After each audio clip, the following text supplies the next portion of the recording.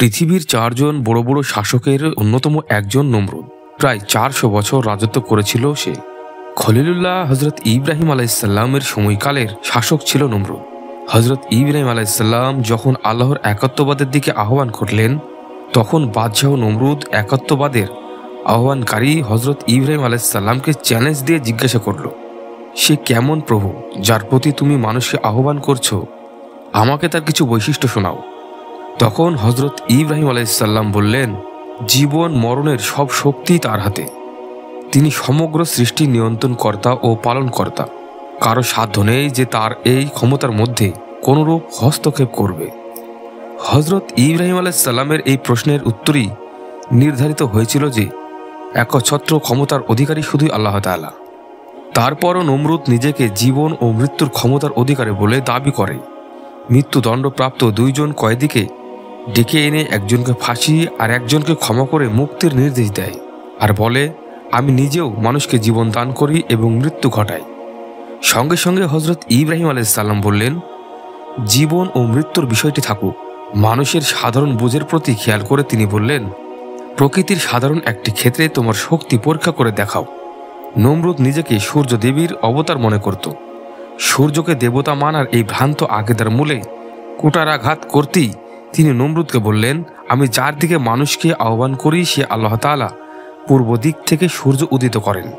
তুমি যদি সত্যি নিজেকে রব ও সূর্য দেবীর অবতার হিসেবে দাবি করো, তবে একবারের জন্য হলেও পশ্চিম দিক থেকে সূর্য উদিত করে দেখাও। হজরত ইব্রাহিম আলাইসাল্লামের এই দাবির ফলে নমরুদ হতবুদ্ধি হয়ে যায়। তার দাবি পূরণে অপরাগ হয়ে যায়।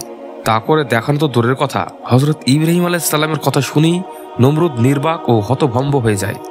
এই বিষয়টি পবিত্র কোরআনে তুলে ধরা হয়েছে এইভাবে যে, আপনি কি ওই ব্যক্তিকে দেখেননি যে ইব্রাহিমের সাথে তার রব সম্বন্ধে বিতর্কে লিপ্ত হয়েছিল, যেহেতু আল্লাহ তাকে রাজত্ব দিয়েছিলেন? যখন ইব্রাহিম আলাইসাল্লাম বললেন, আমার রব তিনি যিনি জীবন দান করেন ও মৃত্যু ঘটান, সে বলল, আমিও তো জীবন দান করি ও মৃত্যু ঘটাই। ইব্রাহিম আলাইসাল্লাম বললেন, নিশ্চয়ই আল্লাহ সূর্যকে পূর্ব ও পশ্চিম দিক থেকে উদয় করান, তুমি সেটাকে পশ্চিম দিক থেকে উদয় করাও তো। তারপর যে কুফরি করেছিল সে হতবুদ্ধি হয়ে গেল, আর আল্লাহ জালিম সম্প্রদায়কে হিদায়ত করেন না। সূরা বাকারা আয়াত 258। নমরুদ রেগে গিয়ে ইব্রাহিম আলাইসাল্লামকে আগুনে নিক্ষেপ করল। আল্লাহ তাআলা জ্বলন্ত আগুনকে তার খলিলের জন্য শীতল করে দিলেন। মহান আল্লাহ আগুনকে নির্দেশ দেন, হে অগ্নি, তুমি হজরত ইব্রাহিমের জন্য শীতল ও নিরাপদ হয়ে যাও। সূরা আম্বিয়া আয়াত 69। হজরত ইব্রাহিম আলাইসাল্লাম এর একাত্মবাদের আহ্বানে সাড়া না দিয়ে নমরুদ উল্টো আল্লাহ তাআলার সঙ্গে যুদ্ধ ঘোষণার ধৃষ্টতা দেখিয়ে বাহিনী প্রস্তুত করল।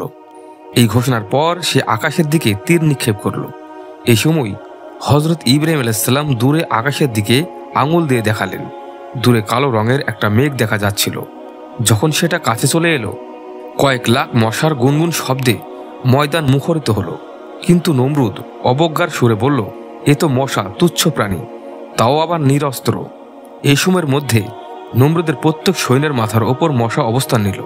তাদের বুঝে ওঠার আগেই মশাগুলো তাদের নাক দিয়ে মস্তিষ্কে প্রবেশ করলো, তারপর দংশন করা শুরু করলো। সৈন্যদের মধ্যে বিশৃঙ্খলার সৃষ্টি হলো। হিতাহিত জ্ঞান হারিয়ে তীর আন্দাজরা ঊর্ধ্বে তীর নিক্ষেপ আর পদাতিক সেনারা নিজেদের চারপাশে অন্ধের মতো তরবারি চালালো, যার ফলে একে অপরকে নিজেদের অজান্তেই আহত বা নিহত করে ফেলল। মশার সঙ্গে যুদ্ধ চলাকালে নমরুদ পালিয়ে প্রাসাদে চলে এলো। এই সময় একটি দুর্বল ল্যাংড়া মশা তাকে তাড়া করল এবং কিছুক্ষণ মাথার চারপাশে ঘুরে নাক দিয়ে মস্তিষ্কে ঢুকে পড়ল। এরপর মগজে দংশন করা শুরু করল। নমরুদ যন্ত্রণায় অস্থির হয়ে উম্মাদের মতো প্রাসাদে প্রবেশ করল এবং যন্ত্রণায় দিশাহারা হয়ে পায়ের জুতা খুলে নিজের মাথায় আঘাত করতে শুরু করল। অবশেষে মাথায় মৃদু আঘাত করার জন্য একজন সার্বক্ষণিক কর্মচারী নিযুক্ত করল নমরুদ। সুদীর্ঘ 40 বছর তাকে এই দুঃসহ যন্ত্রণা ভোগ করতে হয়। অবশেষে মাথার আঘাতের ব্যথায় নমরুদ মৃত্যুবরণ করেন। তাফসিরে ইবনে কাসির, পৃষ্ঠা 686।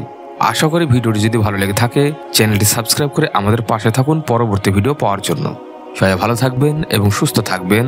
আল্লাহ হাফেজ।